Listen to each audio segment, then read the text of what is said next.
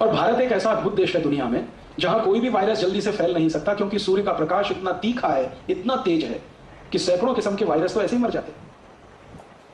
Europe में यह समस्या है कि वहां बहुत तेजी से वायरस फैलते हैं, क्योंकि साल में 9 महीने सूर्य का प्रकाश नहीं होता है। यूरोप के सभी देशों में आप जानते हैं एक साल में 9 महीने सूर्य का दर्शन नहीं होता, और साल में 6 महीने तो -40 डिग्री सेंटीग्रेड तापमान होता है। तो इतने ठंड वाले इलाके में अगर कोई फ्लू फैले, वायरस फैले, बैक्टीरिया बने और वो मल्टीप्लाई करे तो समझ में आता है, क्योंकि उसको कंट्रोल करने की कोई व्यवस्था नहीं है। भारत जैसा तो देश दुनिया में अद्भुत है जहां साल के 12 महीने सूर्य प्रकाश मिलता है, हर दिन सूर्य प्रकाश मिलता है, और आजकल का समय तो 38 डिग्री सेंटीग्रेड का है, जिसमें कोई वायरस पनपना ही बहुत मुश्किल है। और इसी कुतर्क के आधार पर 6 लाख मुर्गियों को मार डाला बेदर्दी के साथ, बिना सोचे समझे कि इन मुर्गियों का हमारे जीवन को चलाने में कोई उपयोग होता है। यह उपयोग नहीं कि वो अंडा देती है और हम अंडा खाते, उससे ज्यादा बड़ा उपयोग है जो हमें आज तक पता नहीं चला है। इस प्रकृति के चक्र को नियमित रखने में मुर्गियों की, मुर्गों की बहुत बड़ी भूमिका है। हमारे शरीर को नुकसान पहुंचाने वाले जो छोटे जीव हैं, जो शरीर के शत्रु हैं, उनको खाने का काम ये मुर्गी और मुर्गे करते रहते हैं। चुन चुन के उठा लेते हैं जमीन पे से, ताकि मनुष्य सुरक्षित रहे।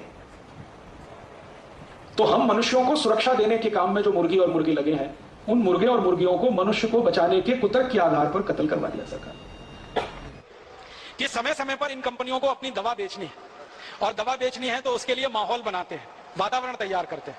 और वो वातावरण और माहौल कैसे तैयार किया जाता है उसका ताजा उदाहरण है स्वाइन फ्लू। स्वाइन फ्लू आ गया, स्वाइन फ्लू आ गया, स्वाइन फ्लू आ गया, सारे देश में हल्ला हो रहा है, अखबारों में फ्रंट पेज पर खबर छप रही है, टीवी चैनलों पर दूसरी न्यूज ही नहीं है सिवाय इसके कि स्वाइन फ्लू, स्वाइन फ्लू। हर दिन कैंसर से 1500 लोग मरते हैं औसतन, और 1200 लोग करीब करीब दमा, अस्थमा, ट्यूबरकुलोसिस से मरते हैं। हृदय घात की बीमारियों से 800 से 1000 लोग हर दिन मरते हैं। तो इतनी बड़ी मौत के आंकड़े हैं, कैंसर, हार्ट अटैक, दमा, अस्थमा, ट्यूबरकुलोसिस, उसके बारे में मीडिया में कोई चर्चा नहीं है। Swine flu, swine flu, swine flu. इसका एक रहस्य है, रहस्य इसका यह है कि कैंसर का वैक्सीन नहीं बनता, ट्यूबरकुलोसिस का वैक्सीन नहीं बनता, दमा का वैक्सीन नहीं बनता, अस्थमा का वैक्सीन नहीं बनता, हृदय घात का वैक्सीन नहीं बनता। मतलब सीधा सा ये है, जिन बीमारियों के वैक्सीन नहीं बन सकते उन बीमारियों पर मीडिया चर्चा नहीं करता, क्योंकि उनसे कंपनियों को कोई बड़ा लाभ होने की गुंजाइश नहीं।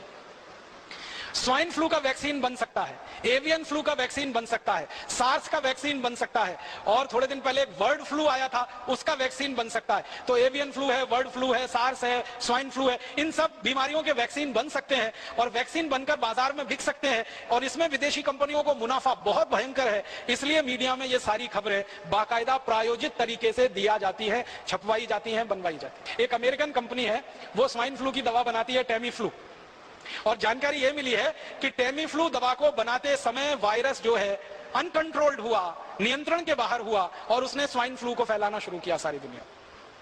माने एक अमेरिकन कंपनी की बदमाशी से, एक अमेरिकन कंपनी की गैर जिम्मेदारी से स्वाइन फ्लू का वायरस सक्रिय हुआ और सारी दुनिया के 30 देशों को उसने अपनी चपेट में लिया। अब वो 30 देश हैं, वो टेमी फ्लू के ग्राहक हो गए। वायरस निकला अमेरिका से, ग्राहक हो गए उनके दुनिया के 30 देश के लोग। अब वो सब लोग जिनको स्वाइन फ्लू होने की संभावना है या हो गया है, डॉक्टर उनको एक ही दवा लिख रहे हैं, टेमी फ्लू खाओ, टेमी फ्लू खाओ, टेमी फ्लू खाओ।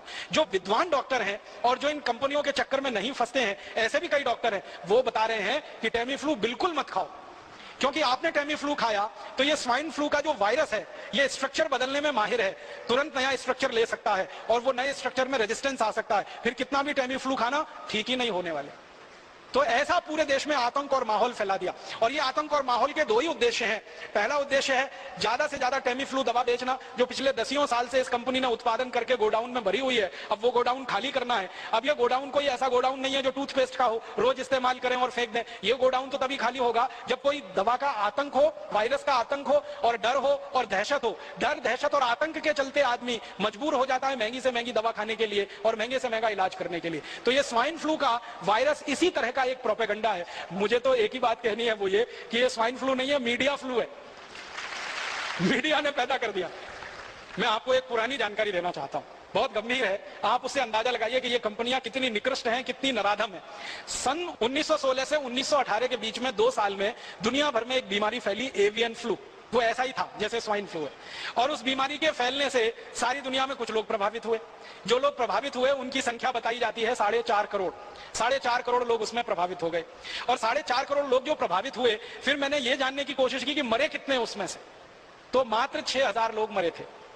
मात्र 6000 लोग मरे थे। अब उसके बाद क्या हुआ कि ये एवियन फ्लू का वायरस फैला और इसमें 6000 लोग मर गए, सारी दुनिया में आतंक फैल गया। उस आतंक के चक्कर में एक अमेरिकन कंपनी ने वैक्सीन बना दिया एवियन फ्लू का, और वो वैक्सीन धड़ल्ले से सारी दुनिया में बेचा उन्होंने। और आपको सुनकर दुख होगा, उस वैक्सीन को लगवाने के बाद 60 लाख लोग मर गए दुनिया, और पता नहीं कितने अपंग हो गए, कितने विकलांग हो गए। बीमारी आने से 6000 लोग मरे, बीमारी का वैक्सीन बना और उस वैक्सीन को सारी दुनिया में भेजा गया, फैलाया। सबसे ज्यादा अफ्रीका के देशों में, सबसे ज्यादा लैटिन अमेरिका के देशों में, ब्राजील में, मैक्सिको में, चिली में, कोस्टारिका में, कोलंबिया में, फिर अफ्रीका में, नाइजीरिया में, सोमालिया में, इथियोपिया में, दक्षिणी अफ्रीका में, रोडेशिया में। तो अफ्रीका, लैटिन अमेरिका और भारत में भी हुआ था उसका। वैक्सीन का अंधाधुंध प्रचार हुआ, अंधाधुंध बिक्री हुई, 60 लाख लोग वैक्सीन लगने के बाद मर गए। उसका क्या? एवियन फ्लू में तो 6000 लोग मरे, वैक्सीन लगने के बाद इतने। माने वैक्सीन कितने खतरनाक हो सकते हैं उसका ये अंदाजा आप लगाइए। अब एवियन फ्लू का वैक्सीन आया और इतने लाख लोग मर गए। अब स्वाइन फ्लू का वैक्सीन आने वाला है और वो वैक्सीन हिंदुस्तानी और दुनिया भर के लोगों को धड़ाधड़ लगाया जाएगा। क्यों? क्योंकि स्वाइन फ्लू का वायरस जो फैला है, वायरस से ज्यादा डर फैला है, आतंक फैला है, दहशत फैली है। तो हर आदमी तैयार बैठा है वो वैक्सीन लगवाने के लिए, और एक व्यक्ति को वैक्सीन लगाने का खर्चा वो बोलते हैं 3000 रुपए आएगा। अब हिंदुस्तान में ही अगर आप सोच लो कि अगर 10 करोड़ लोग भी प्रभावित होकर वैक्सीन लगवा लें और 3000 रुपए का एक वैक्सीन आए, तो 30,000 करोड़ की बिक्री तो उनकी हिंदुस्तान में हो गई। अफ्रीका में, लैटिन अमेरिका के देशों में अगर हो जाए, हजारों करोड़ का माल बेचेगी एक कंपनी, और इस कंपनी के पास पेटेंट है 20 साल तक। तो कोई दूसरी कंपनी उस वैक्सीन को बना के नहीं बेच सकती 20 साल तक। और इसी कंपनी के पास दवा का भी पेटेंट है 20 साल का, तो टेमीफ्लू दवा को कोई दूसरी कंपनी नहीं बनाकर बेच सकती 20 साल तक। तो 20 साल तक एक ही अमेरिकन कंपनी की मोनोपोली रहेगी, और उस मोनोपोली पर हजारों करोड़ रुपए वो लूटेंगे लोगों के दिलो दिमाग में। इसलिए स्वाइन फ्लू का दहशत, आतंक और डर बिठाया जा रहा है। और मैं इसी संदर्भ में और एक छोटी सी बात करूंगा।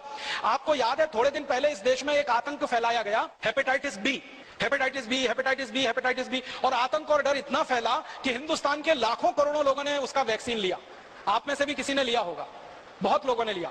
बैंक में काम करने वाले, बीमा कंपनी में काम करने वाले, रेलवे में काम करने वाले, अन्य पब्लिक सेक्टर में काम करने वाले लोगों को मास वैक्सीनेशन कैंप किए गए। बहुत सारी संस्थाओं ने वैक्सीनेशन कैंप लगाए और डॉक्टरों ने अंधाधुंध ये मास वैक्सीनेशन कैंप दिए।